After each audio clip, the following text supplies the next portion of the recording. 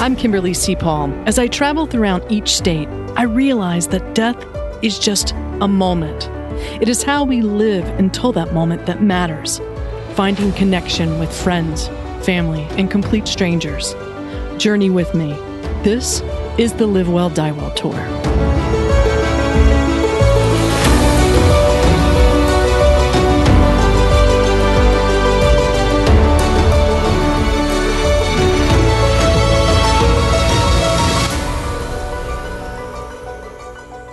Well, I'm Kimberly Paul, and here we are with Death by Design podcast, and I'm really fortunate to welcome Margo Fowke. She has started a really interesting platform called Salt Water, and she did it because of a personal experience, and that's where it brings me to ask the question, Margo, about your children, Jimmy and Molly. Talk to me about them and how you came to, I guess, be inspired to create Salt Water. Thank you so much for having me. Yeah. So excited to be here. So I have two children. My son, Jimmy, is the older one. And he from the time he emerged was this really happy-go-lucky, easygoing kid who just made friends easily and kind of embraced the world. And he was followed by his sister, Molly, 4.5 years later, who is just a live wire. She was the kid with just boundless energy. And it was kind of funny to watch the dynamic between the two of them growing up, because when she was really little, Jimmy liked to tease her in a very gentle sort of way. And as she got a little bit older, like maybe 4 or so, she started to get him. She would tattle on him. She would do different things that she knew would annoy him. And so they always had this very sweet dynamic between them, even though they would sometimes bicker and all that. But they were always really close growing up. I bet that made you really, really love that they were close. Yes. We felt very fortunate. And I think some of it is maybe the dynamic of having a boy and a girl. I think some of it's the 4.5 years. So that as she fought to keep up with her older brother, he had his own life, his own activities that he was good at. So there wasn't that feeling of like, you have two boys who both play baseball and they're 2 years apart and the younger one is better. We just didn't have that. Oh, that's sweet. Yeah. So talk to me about Jimmy. And, we know that Molly had a really close relationship to him, but there was an incident in his teen years that happened that totally radically imploded everyone's world. Exactly. So when he was 13 and a half, he started getting headaches that at first just seemed like stress kind of things. He'd come home from basketball practice and he'd have a headache. And I would think, okay, he's stressed about school, or maybe he's a little dehydrated, which is pretty common, I think, with boys sometimes at that age. But they got increasingly worse, to the point when we came home from our trip over New Year's in 2005. So we came home in January of 2006 from that trip. They were significant enough that my husband and I took him to the pediatrician. And our pediatrician was out of town, so we saw the man who was filling in the practice. And he was pretty dismissive of them, just saying, I think these are teenage onset migraines. Nothing to worry about. And my mom instinct said, no, there's something more going on, because Jimmy just kept getting like grayer and sicker and more kind of curled into himself. And eventually the pediatrician ordered an MRI, which revealed that Jimmy had a brain tumor, which was something that none of us, even the pediatrician, saw coming, because they're so rare in kids. And this particular kind, they get 350 cases a year in the United States. So definitely not something where, he should have been looking for it or anything like that. When you hear brain tumor, 13-year-old son playing sports, do you recall how you felt in that moment? I do. And part of the reason why is because I was about to go out of town for 3 days to run a strategy retreat for a client. And so we took Jimmy together, my husband and I, to the MRI, and the MRI machine was basically broke down. And they said, come back at 5.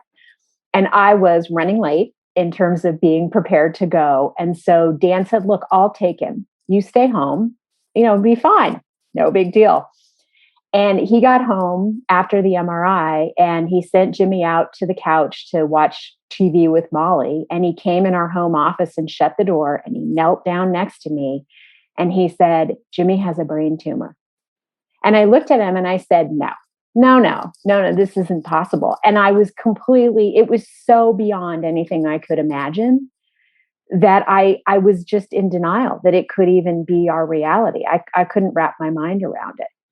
And so I have this really vivid memory of it because I can see me sitting in my desk chair with Dan kneeling down next to me and telling me this. And then realizing too in that moment that he had carried that news all the way home without telling Jimmy, because of course he wanted me to know so we could tell him together. And thinking about what that must have been like for him too. Did you feel yourself like change in an instant? You must, being a mother, hearing that news and the news that you can't protect your son. Right. Exactly. Exactly. And I come from a mother who was a librarian and a medical researcher informally for the family. We used to call her Dr. Kilgore, which was her maiden name. And it was, she loved doing research. And so anytime anyone in the family was sick, she would drive over to the medical library in San Jose, where my parents lived, where I grew up. And she would go do research and figure out, what to do and how to help whoever the family member was that was dealing with this. And so I had done a lot of research trying to figure out what Jimmy had. And it didn't occur to me that it would be something like this. Mm. And so it upended everything. And exactly what you said too, that feeling of, I was a mom who thought I can protect my kids. I paid attention. I kept them safe. I said, no, you can't go do that thing that feels unsafe to me, even though you want to. And then here I was sitting there thinking, I can't protect him from this. Yeah. But at the same time, I will tell you that when Molly got picked up by a friend, and Dan and I drove Jimmy down to the local pediatric hospital because he was going to have surgery the next morning. Holy cow. You went from knowing this to the next morning surgery? Yes. No way. Yeah. Because when so they did the MRI, and then the MRI tech came out a few minutes later and said to Dan, the pediatrician wants to talk to you. He's on the phone. And he didn't ask whether Dan had been told. So when Dan took the call, the first words out of this guy's mouth were, I'm so sorry about your son's brain tumor. And Dan said, wait, what? What are you talking about? And so then he had to backpedal and explain that that's what had shown up on the MRI. And he said, you need to go home and get your wife, and you guys need to take Jimmy to the ER immediately. And they're going to check him in. And you'll meet the neurosurgeon, and tomorrow morning, 8 a.m., she's going to go in and take it out. So when your husband told you about, bless his soul, I have to the empathy and the compassion of him sitting there and coming home to have to tell you, what was it like for you and your husband to then turn to your son and tell him what he was about to go through? So it was hard, but at the same time, for me anyway, I won't speak for Dan, but for me, I was still in that mama bear mode. This was really unexpected, but I thought, we can get this, right? The doctor said we're going to go in and the surgeon is going to take it out. Well, we're going to take it out and he's going to be fine. And it didn't occur to me that there would be chemotherapy and radiation. I thought, well, we'll just go cut it out. And then it will be gone. And then this nightmare will be over. So my memory is we told him from a very kind of, we got this way. Like, here's the news, but we're going to go in and get it. They're going to take it out tomorrow and you're going to be just fine. Now, did you know that the brain tumor most likely was cancer? No, not in that moment. Yeah, it was just a brain tumor. We're going to get it out. We got this. come on, my son, let's go and take care of it. And then after that, we could do anything together kind of mentality. Exactly. So talk to me about the waiting room. Or first, I don't want to forget Molly. And when you have a child going through something major like this, it's easy to forget that one that's still strong, but yet they're close. How is it? How is it? I mean, when did you tell Molly? And what was it like for her? Because she was younger, and I just am thinking about her right now. So Molly is younger. She was 9.5. I'm sorry, no, not 9.5. She was about to turn 9. I'm forgetting the dates. She was about to turn 9. And we told her them both at the same time because we thought we had this, right? So the other thing, just to fill in one other missing piece. So in December, Jimmy had an attack of appendicitis, and we had to take him to the same hospital in the middle of the night. And we actually took Molly with us at this point because it was too late to think about really calling anybody. And we rushed him down there. And then he had surgery the next morning arthroscopically to take out his appendix. And he was home in a day or two, whatever it was. And so again, this also fed into my thought of, okay, this is scary, but you go in, you have the surgery. I didn't think about what the recovery would be like. In a day, you'll be home. I'll make some and you'll be soup. home, right? Yeah. And so we kind of presented it the same way, in it so that Molly could wrap her mind around the idea of, okay, Jimmy's going to go into the hospital, and this is a little more scary than the last one, but you'll be with one of your best friends and her family, and we'll get this done, and everything will be fine. It's right. Going to be the same thing. Exactly. Yeah. So talk to me about the waiting room at the hospital with you and your husband. So we were really lucky in that we didn't have to wait very long. When we walked in, the front desk knew that we were coming, and we were sent up immediately. Part of this, I think, is because it had taken them a bit to figure out what was going on. And Jimmy was having these headaches that I was telling you about that were pretty significant.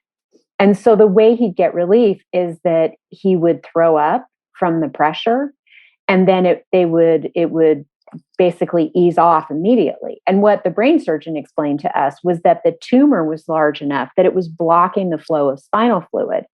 And so the pressure would build up in his head, and then he would throw up, and the tumor would move, and then the flow would start again, and all the pressure would go. Again, we didn't know. We had no idea that this was what was happening, but she wanted to get some steroids in him immediately to get the swelling down in his brain so that he could feel more comfortable. And that, I remember that more than anything, is that they got the steroids in him right away. And he said, "Man, I feel great. I haven't felt this good in 2 weeks. Can I have a pizza?" The small things. The small things. Exactly. The freaking small things. Yes. And also, to the surgeon's credit, she had a really good bedside manner, and which is, I think, unusual sometimes for surgeons. Sure. So she got to us quickly. We didn't sit around for a long time in that room waiting for her. And she was very reassuring. She had kind of what my husband called like a fighter jock personality, but not in like an abrasive way. It was like she had the sort of like, we got this. I'm going in tomorrow. I'm going to get it out. I'm going to get some margins if I can. And she said to us, "And your boy is going to be just fine." Just another reassurance. And I guess after, you have this inner Rocky in you as Mama Bear, and you've got the surgeon with the same sort of inner fight as the surgeon, you got this. Exactly. And that's exactly what she did. I mean, it was a 8-9 hour surgery, but she went in and there was the single tumor. She even got a little bit of margin, which is no small thing, as you can imagine, in the brain to get that. And she came out to the waiting room after that time and said, "It's what I thought it was, this particular type of brain tumor called medulloblastoma." And she said, "But I got all of it. I didn't see any signs of any spread. he's going to be in the ICU for probably 7, 8 days recovering from this, but he should be just fine. Not he should be, he will be just fine. And over the next day or two, you'll meet with the pediatric oncologist and she'll explain to you about the follow-on treatment. And that was the first time where I thought, wait, what? What do you mean follow-on treatment? Aren't we done now that we got this out? And is that the first time you thought you heard the C word, cancer? Like is because that, brain tumor, that's scary enough. Then you say cancerous brain tumor, and then it seems not such a knockout fight. But what were you feeling during that? That was when she told us that we were going to have to meet with the oncologist. That was when I started to realize the full magnitude, which is funny looking back because, most of the time I think when people hear you have a tumor, unless the doctor says, but I'm pretty sure it's benign, you kind of expect to hear radiation, chemotherapy, some sort of treatment. I had such a strong idea that it was going to be just surgical only until that moment. And that was really when I realized, oh, we're not done. It wasn't that I didn't think Jimmy would survive it. I was convinced that he would. But I also thought, oh, this is going to be harder and more complicated than I thought it was. And this is still your 13-year-old boy. And now 7, 8 days in ICU. He's coming around. How was that experience? Did Molly get to come to see him in the ICU, or was it restricted? Or, what? I have so many questions. Do the pediatric oncologists come into the ICU and have conversations with you? I mean, it just seems, I don't know. 13 years old, in the prime of his life, now in ICU, and getting ready to be injected with so many toxic chemicals in order to save his life. And so what were the next steps for your family? So to answer your question about Molly first, she was able to visit him. And, what I remember most about that is walking down the hallway, because my mom was staying with us. And also my husband's parents. And so they would bring her to the hospital, and you could only have one visitor besides the two of us. So I would go out and get her and walk her back. And I remember walking down the hallway with all the doors, the first time. And she put her head down and she said, "Mom, I don't like to look in the rooms." Because it was just, you can imagine pediatric ICU and, scary. But Jimmy was, he had this really sweet sense of humor and this gentle spirit. And he was in pain from the surgery, but he was recovering and he was reassuring. So he was, this was her brother in the bed and his head hurt, but he was better and he was going to get out. And Child Life, which is an amazing program, was right there. So we had this magical person named Lynn, who we're still connected to. Mm. And when she came to see Jimmy, she said, what are you scared about? What are you worried about, concerned about? He said, it's my sister's birthday on the 13th. And he said, I'm going to still be here and I can't get her a present. And she said, I can make that happen for you. And so she brought up a choice of gifts. And he picked one out and she wrapped it for him. And he was able to give Molly a birthday present. And that was really, really important to him. Wow. Yeah. Oh, wow. Yeah. Oh, wait, so there was this sweetness to that, even though we were really scared and it was all foreign territory, we felt like between the neurosurgeon and her physician's assistant and Child Life that they really wrapped their arms around us. Now, the 1 weak link in that was the oncologist, in that Dan and I met with her outside of the room, just the two of us, while my mom stayed with Jimmy. And she was awful. She approached it from this kind of used car salesman perspective, like where we felt like she was trying to sell us on the treatment. And I kept thinking, I don't know what the treatment's supposed to be. Like, why aren't you just saying, here's what needs to happen? And she was very almost glib, if that's the right word, about the side effects. I mean, the line that she said that Dan and I have never forgotten was, she said, by the time I'm done with your son, he's going to be deaf, sterile, and mentally challenged. And what? yes, yes. And I just sat there thinking, no, this isn't possible. And my husband actually said to her, but he wants to go to college. He wants to go to Stanford. And she said, he's not going to college. She said, he'll be lucky to finish high school. He'll be living at home with you for the rest of his life. He's not going to college. And that was your look right now. I'm just a little shocked because yes. It's like you were on this high of, hey, we've got it. We've got margins. Tell me what else we need to do to reinsure that the boy can get back on the path that he was 2 weeks ago before all this happened. And we can forget all about this. Right. And suddenly it's almost like you're carrying a little red balloon and this oncologist just came by and popped it. Exactly. Well, and the thing that I'll also say now, with the benefit of having gotten to know a ton of neuro-oncologists because of Jimmy's, getting second opinions and just, the part of the story we haven't talked about yet, she stands alone. I mean, there is no other neuro-oncologist I've ever met who behaved in this manner. And I don't know if she was worried we were going to move his treatment. I have no idea where she was coming from but the thing about it is that it was such a gift, because Dan and I left that meeting and looked at each other and said, I don't know whether or not what she said is true, but by God, we're not going to just put him in her hands. And so we got on our cell phones outside the ICU and we started looking up other neuro-oncologists. And what we discovered was that one of the best in the country for Jimmy's kind of brain tumor was up the road we were in Portland at the time, up the road at OHSU. And, he was 10 minutes away. And so Dan left a message for him, got a call back within an hour. And that's where we took Jimmy to get treated.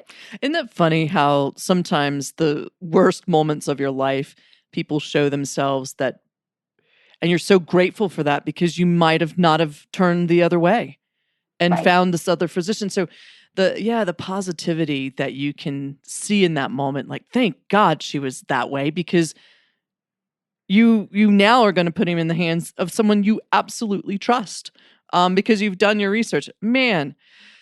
But still, oh man, sometimes I can't even. I've met some oncologists like that, and then I've met some oncologists that will bend their knee and look in the eyes of a child, and so. Just like all professions, they're really, really good ones and they're really, really bad ones. And it's the same within healthcare, for sure. So talk to me about walking through this whole treatment. How long was he in treatment? When did you ever feel hope again that this is going to be long and painful to see my son suffer through this, but we're going to get back on where he's going to be back on his feet? We didn't lose that feeling for the next couple of years, because the treatment was long. It was 6 weeks of craniospinal radiation and then 9 rounds of chemotherapy. So it was more than a year's worth of treatment. But Jimmy really sailed through it. He came home from the ICU and he got stronger and he said, I want to go back to school. I don't want to be home. And our oncologist, his oncologist, Dr. Nicholson, said, if he can be in school, that's the best place for him. He should go be with his friends. And so Jimmy would go to school and we'd pick him up after school and take him to get radiation. And then he'd come home, have dinner, do some homework, collapse into bed, and then get up and do it again the next day. And that's basically how he went through treatment. The same thing with the chemotherapy. He'd go into the hospital for a couple of days for the chemo. He'd come home, he'd go right back to school. And never once during those 9 rounds did he get an infection or have to be hospitalized. So again, you talk about the way we approach this, that fit right in. It was like he had this. He exercised and he rode his bike and he got involved with Livestrong, thanks to my husband. And so He was raising money for the Livestrong Foundation and going to school and playing soccer. And he was determined to keep his life as normal as he could with all the rest of this going on. And that's basically how we approached it. Is we thought, we've got the tumor, this is the follow-on treatment, and he's going to go on to live a long, full life. But that didn't happen. No, it did not. It did not. We had 1 year after he finished treatment where he was getting quarterly scans and he looked great. We thought, okay, he's done. This is just going to be not a blip, but this is going to be an experience. A distant memory. Yes, exactly. Exactly. And then we showed up for his scan in March of 2008, 2 years after he had the initial diagnosis. And Dr. Nicholson was late in getting into the room. And I just had that funny feeling of something's going on. And when he walked in, the look on his face, I just knew before he said anything that they had found recurrence. And so Jimmy it was in a different place. It was at the top of his head instead of the back of his head. But he had a recurrence. And so they did not an arthroscopic surgery, an endoscopic biopsy to be sure that it was in fact tumor, which it was.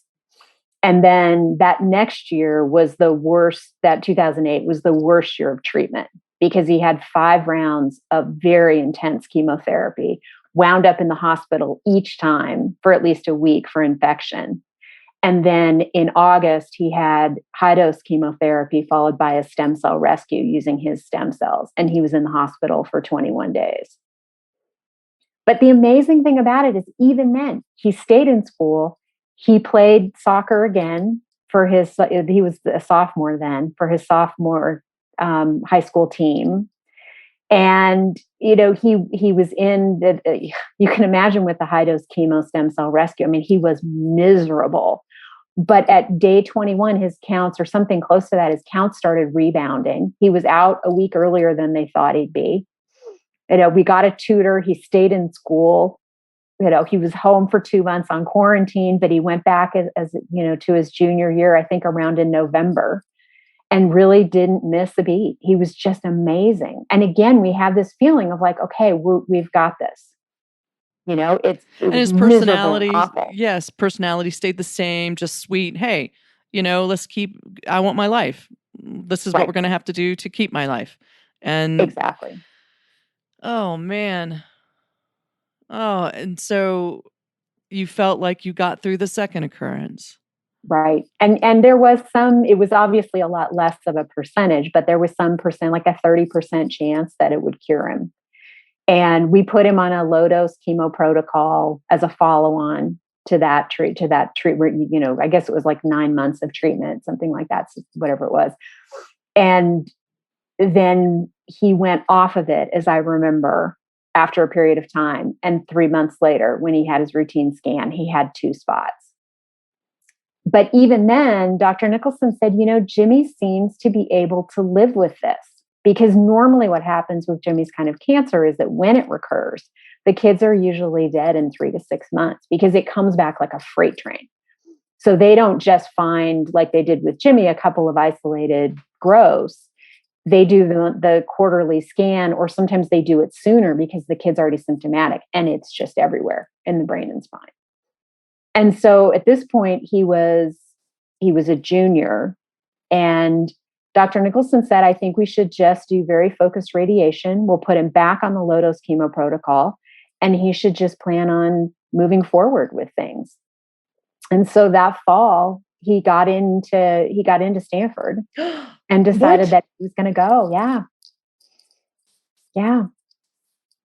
He got into Stanford and so what was it like on his graduation day? Oh, it was just amazing. I mean, it's just amazing to think of what that kid had managed to do to keep himself in school. He got straight A's all the way through. I think it was the first semester of his senior year. And it was remarkable what he was able to do. Wow. It And really was. so he go to Stanford? He did. So how many years was he there? He was there for 2.5 years. 2.5 years. And then what happened? Well, he continued to have these recurrences, and we were managing it for the most part, but we had to keep switching treatment whenever they would start growing again. And so it got to a point towards the end of winter quarter of his senior year where it was just too much for him to manage the side effects. He wasn't having any symptoms from the cancer, but I would drop him off at the dorm after he would get the infusion. And he just said, Mom, it's just, I feel too sick and it's hard for me to go to class. And I need to take a leave of absence and come Ugh. home. Did that scare you because you were seeing the after effects possibly for the first time, that he wanted to pause something that meant a lot to him because he got through high school, continued. Um, was that a sign for you, like, oh no, or what did you feel like during that when he said he wanted to take a leave? I That's a good question. It was the first time where I really felt like the treatment was getting to his body in a way that it wasn't that he couldn't function, because he was still out and about and seeing friends and going to class. He wasn't going. It was hard for him to go every day, but it was more the one of the scans that followed that where we started seeing physical symptoms from the tumor, not the treatment. And where we then had right around that time or shortly thereafter, he had a quarterly scan where the growth was significant. And that was the first time where I looked at that scan and I thought, we are now losing this battle. And it wasn't like I thought, okay, he's going to die, but it was just this sinking feeling of, up until then, I felt like we had it corralled, like that we could keep him going. He was still in school. We would find the treatment, right? There'd be a new clinical trial, some new approach, and that we would be able, as Dr. Nicholson said, he'd be able to live with it, basically. And we would beat it back, or we would find the treatment that would manage it or even get rid of it. Wow, I'm not a mother, but to start seeing the symptoms of the treatment and the cancer, I can only imagine, when your stomach fell, that we're losing this. And how long that was? What years into this? We were 7 years into this at that point. Mm-hmm. Whoa. So he came home. Yep. He came home, and he was definitely having some side effects from the cancer, in that his feet would get a little numb. He would have double vision. And then after we had that scan where I thought, oh, we are losing this battle, Dr. Nicholson, who was still running his treatment from Portland, he was still in charge of it, even though he was treated at UCSF down near Stanford.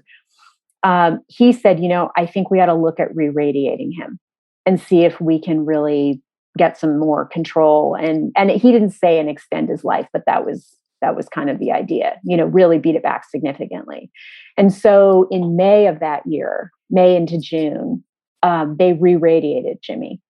And he and I went down and lived at Family House down at UCSF in San Francisco. And it was actually a really beautiful 6 weeks, because Dan was here with Molly, and the two of them have a similar personality and have a lot of fun together. They're both type A and very intense.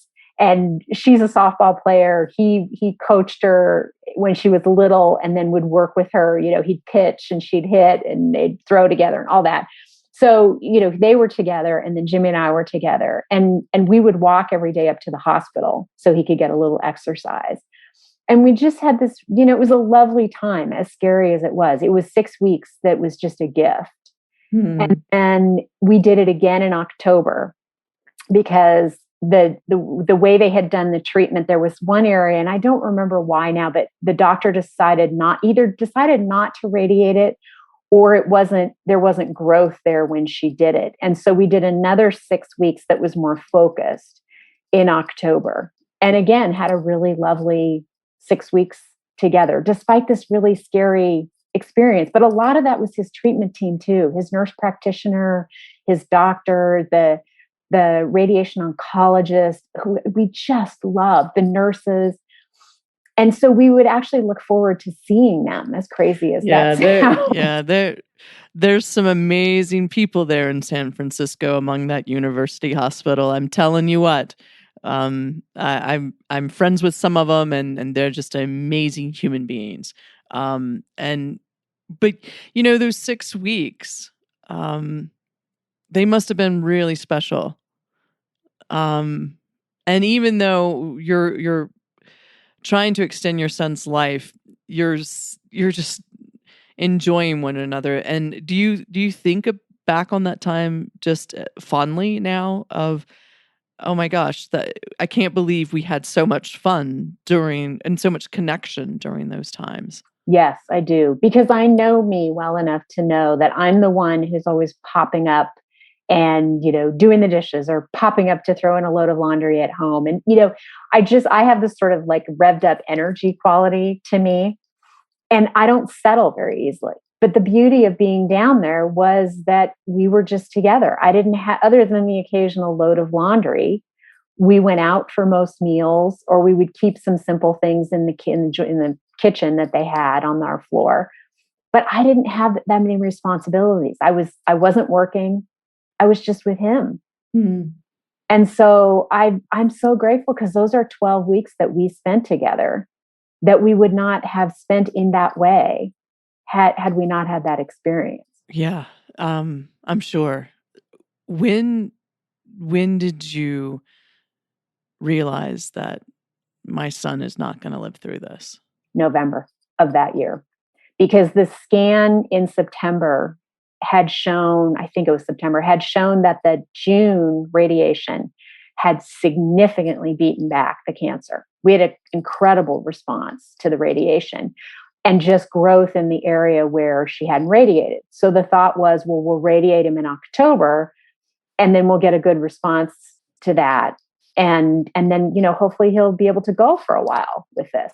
And what we discovered in November was that we had gotten a response in the area that was radiated in October, but everything had grown back in the area that had been radiated in June.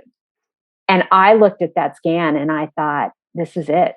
Like, I don't know how quickly, but this is it. We have lost this battle. And I didn't say anything to Jimmy or Dan in that moment, but I just knew that was the case. And so we tried a couple of other things, but nothing really made a difference. Yeah, you felt like you were living in borrowed time. Yeah, exactly. What is that like as a mother, to look at your son and knowing that every moment is a gift, because you're losing this? I mean, what was going through your mind, your family, Molly, your husband? I mean, when did you guys all together as a family realize that Jimmy would always be a part of your family, but Jimmy would not be here physically? That didn't come for another 6 or so weeks, something like that, for everyone else, because I didn't say anything. We had these other couple of things to try, which, ultimately didn't work. And then he had another scan in January. And at that point, the nurse practitioner, well, actually, I should back up. One of the smartest things that Shannon, Jimmy's nurse practitioner, did was to pull me aside in November and say, look, I think we need to engage home health care. And she said, that way, Jimmy doesn't have to go somewhere to get his blood draws. If he needs fluids or just anything comes up, he'll be seen a couple times a week by a nurse. He can start to get to know her. We can get a social worker assigned. And she said, we don't use the word hospice. This is just home health. This is, making it easier for him. And she said, and we may not need to use the term, or, because it has, as you know, particularly when you're talking about a young person, it's a weighted word. Yeah, sure. And so that's where we started, was with that. And then when he had the scan in January, she then said, you have to tell him. You have to tell him, because if you don't, he's not going to realize he's dying potentially, or he won't until it's, very close to the time that he is. And she said, right now he's feeling good enough and he's mobile that he can have some agency over what he does with these weeks and months that are coming, because we didn't know how long he had. And she said, you've got to find a way to tell him.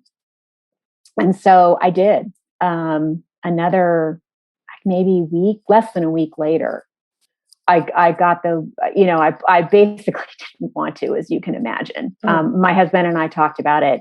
We sort of agreed we were going to have to find a way. And then he left the room to go do something. And Jimmy said something about, he was catheterized at that point, and he said something to me about when I get the catheter out. And I don't have a poker face. And whatever expression I had on my face, he just looked at me and he said, oh, he said, my catheter's not coming out, is it? And I said, no, it's not. And then that's when I told him. Mm. Whoa. I mean, so talk to me about those last weeks, and was it months with your son? No, we had 3 weeks basically from What? that point. Yeah. Yeah. Because it was Jimmy, they were amazing. Really? So we said to him, what do you want to do? And he said, I want to see the people I love most. And so he said, take this down. So I started, he makes this list, and he wants to see my mom, and he wants to see his aunt and uncle and siblings, and he wants to see his 3 best friends from high school, and he wants to see his best friend from Stanford, and he wants to see Lance Armstrong, who he'd gotten to be friends with from the Livestrong Foundation. And he wanted to see a couple friends from Livestrong, and he wanted to see our friend Howard, who lives in New Zealand, who's my husband's best friend and one of my best friends.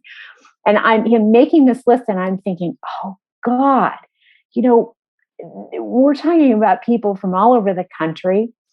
And, how is this going to work? And, Kimberly, every single one of them got on a plane or got in a car. And over the next 2.5, 3 weeks, they showed up, and we staggered them because obviously, he didn't have the energy or stamina. And also we wanted him to be able to savor that time. So we basically kind of mapped it out and had people rolling through the house. And Howard Howard came from New Zealand, as he had come, like when Jimmy was diagnosed, when he recurred, he would just get on a plane and drop everything. He came out for like 2 weeks to be with us, but most people came for a couple days and would spend time with him. Wow. Yeah. And it was amazing. It was a tribute to how much he loved these people. I bet. And the way that, man, what a special kid. Yeah. What a special kid. And so did hospice help keep him home? Yes. And what, as you well know, hospice is amazing. It wasn't my first experience with it, but it was really incredible. And so Alicia, our home health nurse, and Asia, our social worker, unbeknownst to me, went to their boss. I think it was Alicia who did it. She went to their boss and said, look, this is a 21-year-old kid. We cannot swap out on him and suddenly have some hospice nurse he hasn't met before show up. Yeah. I'd like permission to transition and for this period of time become his hospice nurse. And they got permission. That's amazing. So that they could stay with him that whole time. And I didn't even know that was like an option. I just sort of thought, well, of course they'll transition. I didn't think about hospitals and protocols and no, you're in this department, but you're not right. You're in this department. But that's what makes this whole end of life field such a unique place is these special unique people meet the family and patient where they're at, and they would go to battle for you because it's now they're somehow an extension of family, but yet this professional group of people that you've entrusted. You just can't gain trust like that with new people coming in. So good for them. That's amazing. Yeah. Oh, it was incredible. And then when, as we got towards the end, they both said, you call night or day, you call us, we will come over, we will be here. And so we could tell around 8 o'clock on a Saturday that Jimmy was, that we were probably going to lose him sometime that night. And they came over and they were there until the end. They met the funeral people when they picked him up. They, it was like all the things that I couldn't imagine doing. They were like, you tell us what you want us to do and we will do this for you. What was it like those first few days without physically having your son with you, for you, your husband, and Molly? For me, it was surreal. Yeah. I had this really weird feeling, and it wasn't just the first few days. It was more like the first few weeks, maybe even the first month, where I kept feeling like he was just upstairs in his room or just taking a nap or just away at college. And I confess, I leaned into it. I mean, I would think, you know what? I know that the harsh reality is coming. It's not like I think I'm going to escape this. But if I can sort of feel like maybe he's just not in the room right now, I'm okay with that, because when I let myself go there, I would just fall apart. Sure. So there, so your son at 21, he died from this long journey of living and treating cancer. Um, how did you go from being a mother at the bedside of a dying son to creating salt water?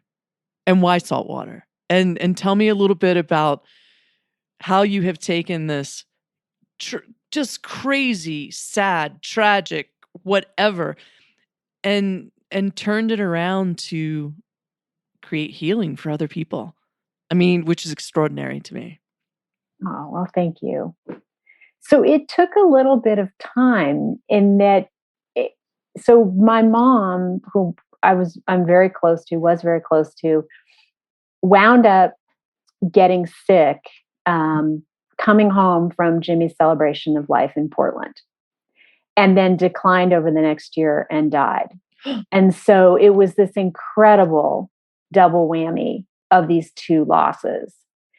And the thing that was unknown to me until it happened, though, was how very the different ways people treat deaths, which I hadn't thought about because I hadn't experienced a lot of death in my life until my son had died. My dad had died, but my father had been 102 and a half. Whoa. And so when somebody says to you, he had a long, full life, it's like, yeah, he did. Like, you don't get longer and fuller than that, right? Right. And so he was 60 when he had me, and I'd had him for 42 and a half years, which was just an unbelievable blessing. And he was with it until the very final few months. So I thought naively, well, this is how it goes, right? You take care of yourself, you exercise, you eat well, you stay engaged with life, you have a long, full life, and then you die very peacefully at home in your own bed. I was like, okay, cool. Isn't this how it works? Oh, wow. That's 60, huh? Yeah. Yes, exactly. Oh, wow. Yeah. And so awesome. My mom was 22 years younger. Her mom also lived to be 102. And again, which just sort of fed my narrative about how the whole thing worked. And so she expected to live to be the same age. And she had a blood disorder called polycythemia, which is what took her life. And she died at 92. And so when people would hear that on the face of it, she was 92. I mean, that's a great age. It's not like she died at 50 or 40 or, something really tragic. But for me, it was a year after my son died. Mm-hmm. She was one of my pillars. Mm-hmm. And she did not want to die because her only child was devastated by the death of her son. Yeah. She was devastated by the death of her grandson. And she didn't want to leave me. And so I got a lot of, well, she had a long, full life. And I know people meant well. I didn't get offended or, anything like that. But I was like, oh, wow, context, really Right? important here. Exactly. And so I started to notice that, and it was something that I didn't really relate to in sites that I found that were supportive of, or trying to be supportive for someone who'd had a significant loss. Is, as you well know, there's a lot of ranking in grief. And there's a feeling of like, no, there's not space to honor everyone's pain. First, we must rank. We must put it in the hierarchy. And if you're grieving the death of your dog, I'm sorry, you don't get as much space as I do because my son is dead. Or if you're grieving the death of your grandmother who raised you and who served as your mother, well, she was your grandmother and she was old and she had a long full life. I mean, there were all Exactly. these caveats that people put on it. Yeah, and you when you start telling your story, people are like, "Well, you know, I've had a similar experience." And you're like, "No, you have not." You know, it's like, and you're right. It does come out. I think because we human beings, we want to fix things. We want Mm-hmm. to make you feel better. Right. And with your son dying and your mom dying a year later, there's nothing that could have made you feel better because it sucked. It absolutely sucked, and there's nothing we can do about to change that. And you know, I remember just wanting to be and help other friends who've lost significant others, and you just, there's nothing, almost like that feeling when your son was first diagnosed, that you wanted to protect him but you can't. And it's that, it's, but you can show up and say, this sucks, Right. and I'm going to be here. And I'm going Exactly. to And be you, here till the end. yeah, you won't be alone. And And you I can will say not it. You look can, away. yes. And you We can can say anything cry, to we me. can laugh, we can, whatever it's going, that is the normal thing that we will go through. And it's not crazy to laugh through your tears. It's just showing up and sometimes shutting up. Mm-hmm. Exactly. Exactly. And that's the other, what you're touching on is the other component that had me also want to start saltwater, was that I think there's a lot of stuff that gets written that's nasty about what people say. So as you know, well, I shouldn't say, you know, I wonder if you've had this experience. Like, even though I have had some profound, significant, devastating losses, when someone I love loses a child, loses a spouse, I still struggle with what the right thing is to say, the best thing, not the right thing. So I can only imagine how hard it is for somebody who hasn't had that kind of loss, trying desperately to find something to say. But a lot of what's out there is things like, you know, the 8 things you should never say to a grieving parent, or here are the categories of, you know, the stupid people that will say XYZ, you know, the fixers, the diminishers, the, you know, whatever. Here's a casserole. You know, even those people that just have to do something. Right. And mean well and are just trying to show you that they love and Yeah. they care and they're showing up. And so those kinds of sites didn't appeal to me either. And so as I was sitting with all this and I was dealing with my mom's trust and, you know, going through her house and all this, my friend Regina Ellis, who runs Children's Cancer Association up in Oregon, texted me and said, "Hey, I have a mom whose son just died, and she's like us, meaning that she's spiritual, but she's not religious in an organized religion sort of way. And she said, I need you to send me some articles because I know that you know, she knew that I read a lot and that kind of thing." And I texted her back and I said, "I don't really have anything to send you." And she texted me back and said, "Well, you better start writing." Good. And that was the moment where I thought, well, maybe I should, because I can't find what I'm looking for. And You that gotta was when I love those started. small seeds that somehow the universe plants, and it's up to you if they grow. And look where you are now. Why? So really, Saltwater is a resource platform for those with significant losses and dealing with grief. Correct? Yes, it's a platform. It's an online community. Exactly. And why Saltwater? Because when I got together with a couple of friends who were going to help me name it, I love the quote by Isaac Dinesen, which is, "The cure for anything is salt water, sweat, tears, or the sea." And my friend Andy asked why saltwater was on the list among all these other grief related names. And I told her, and she said, that's what you should call it. Call it saltwater, and then organize the blog posts in those three categories. I love And the it. minute she said it, it was like, yeah, that's it. And she said, and your tagline is find your harbor. Like, okay. Yeah, especially being an East Coast kid on the coast, smelling the salt air at, so close to it. But yet it's a mystery how salt is very representative in tears as well. That's so unique. So what are your hopes for saltwater? So my plan is to keep growing it organically as I have, to have it reach more people. I love the fact that I have guest posters, guest writers that write for it, because I wanted it to be a broad platform where any kind of loss was welcome.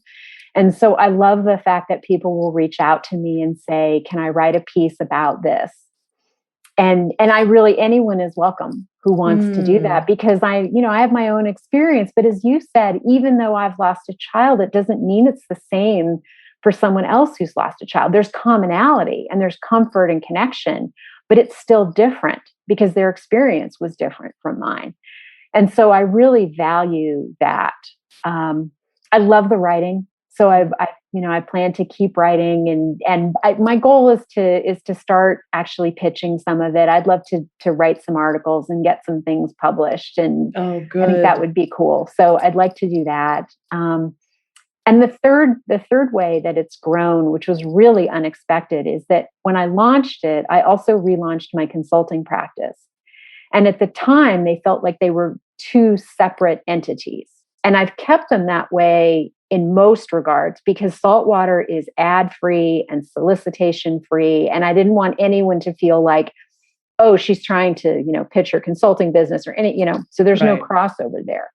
But what I've discovered is that there's a lot of overlap in the sense that there's so much grief and loss in the workplace. And that if we are bad or struggle to be supportive in our personal lives, in the office, we just put our hand up and say, oh no, I'm not going there. I can't say anything to Kimberly. I know that, her brother has just died, or her parent or whatever, but I can't say anything to her. And so we Yeah, grieve alone. and this silly thing of deal with your grief in 3 paid days off. Yeah. Which is, yeah. And a lot of people want to be like, aren't you through the stages of grief? I'm like, well, I'm on stage 561. And my boyfriend who died of melanoma will be 21 years May 7th. And there's still some days I'll drop a tear. It's almost like a backpack, it's always there. You just learn to wear it, and you hope you wear it well. And there are some days it will bring me to my knees, and then there's some days that I'm so grateful for the experience of that painfulness, that it's because it shaped who I am and the direction of my life. And it's just, whew, it's never gone. But yeah, the workplace is totally, and I believe my field, hospice, we're the worst. Really? Yeah, I do. I think we need a lot of help by individuals like yourself, because it becomes mechanical. And then when you're dealing with patients and families and you get close to them, and then you lose them, and you don't have time to grieve because there's another patient and family. And then when your own mother dies, it becomes this implosion of of your identity. And can you go back to being that at the bedside? So I would love to see you expand your work within even the end of life field, because we are desperate to make space for that. Especially for hospice nurses and key staff members that are at that bedside on a daily basis.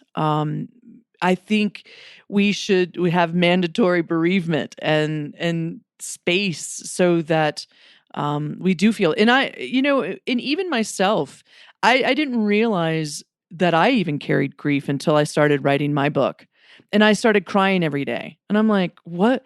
And a friend of mine who is a nurse practitioner came over and she goes, "We haven't seen you, and I know you're writing this book." And my eyes are all puffy and red. And she goes, "What's going on?" And I said, "I don't know. I cannot stop crying." And she goes, "Oh, you're finally feeling it." And that was the first time I thought, "Oh my gosh, I'm grieving. I'm grieving. I'm finally allowing myself to fall apart." And that's when, after I'd left a full-time job in the hospice field, when I could feel it. So I would love to see you work with other hospices and palliative care, and how you can get involved in supporting, that work life, especially at the bedside of the dying. That would be amazing.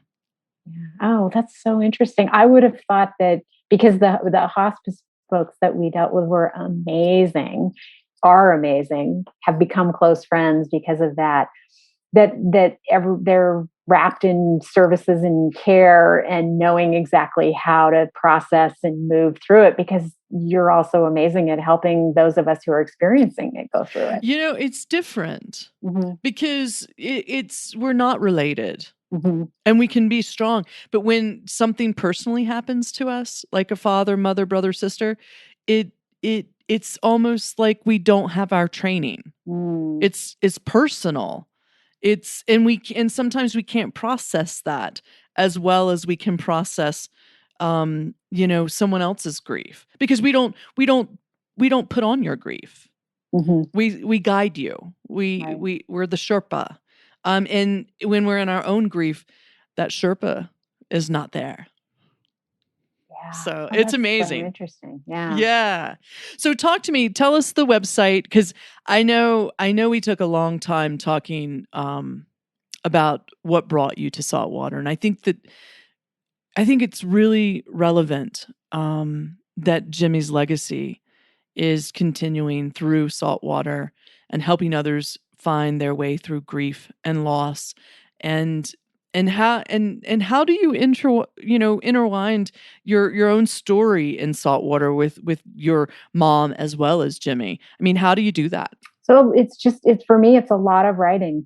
Mm. I'm in two writing groups, one feedback group and one group that just writes together, and You it's find that sitting. very healing. Oh, it's hugely healing. And what's amazing to me is I sort of thought I would run out of things to say. And what I realized is it's like an excavation, right? That you write those initial pieces and there's nothing wrong with them, but you're kind of up here. And then as you keep digging, it's like you remember more and more and you get more in touch with different layers of that loss. And that's been a gift because I think about Jimmy all the time. And it's also made space for the lovely, sweet memories to come back. Because for the longest time after he died, what I remembered were the worst moments in the hospital, the dying part of his final weeks, the mistakes that I made. I could have given you an entire, list of all the things that I had done in my mind that, where I got impatient or I didn't spend time with him or whatever it was. And as I've written and sat more and more with the loss and processed, it's opened the floodgates for the other memories. And I have them back now, which is not all of them. I mean, they come back to me, but there is now a pathway for that. Mm-hmm. So talk to me. What's the website again? It's findyourharbor.com. And really, what is this platform? What is your ultimate goal, and who are you trying to outreach to? To anyone who's grieving a loss, and for people to know that there is space for everything on saltwater. So, I have people connected to saltwater who have lost a pet bird or a pet rat, all the way from there to people who have, of course, lost children or parents at a young age, whatever it is. It runs the entire continuum of loss. And there's also resources for people who want to support someone who's grieving, that are written about what you can say and what you can do, as opposed to those lists of what you shouldn't say and do, which leave you feeling like, well, where do I go with this? Okay, these are the 8 things or 10 things or 20 things I shouldn't say. But what do I say? And what do I do? And what's helpful? And so I also write about that as well. And there are resources for that there too. Wow. I think Jimmy would be very, very proud of you. Yeah. I think he would too. And I think the biggest thing that I carry, his greatest legacy, is that he was the kindest person I have ever met. And what I have discovered through this is that I am kinder now as a person than I ever would have been had this not happened. And I would give it back in a heartbeat to have him back.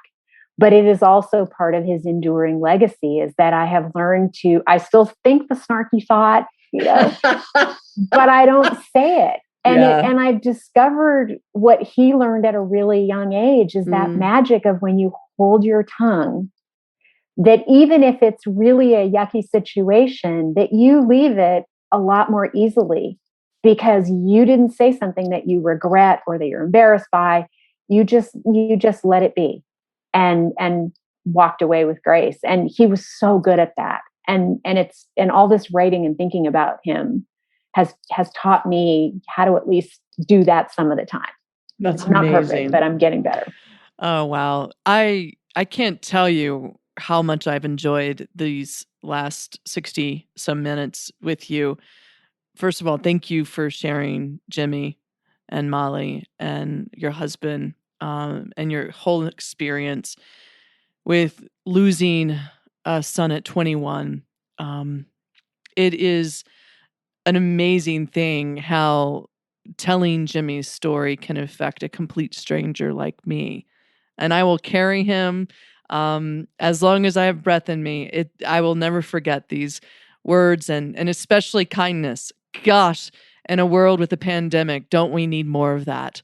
And thank you for sharing Jimmy's story, your story. Keep writing, kid. Keep writing. Keep doing it. And I look forward, and if there's anything that I can do to support your platform, support Jimmy's legacy, let's talk about it. Because I think you have an amazing story, and I think you also still have an amazing son.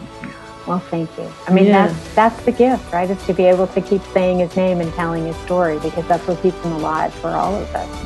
Who loved him and knew him is reaching someone who didn't and having his story have an impact and have meaning. So thank you. There is no greater gift than what you just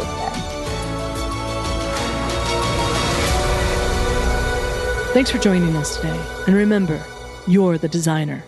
This podcast is produced by Jason Andre with 7 Season Films. If you're interested in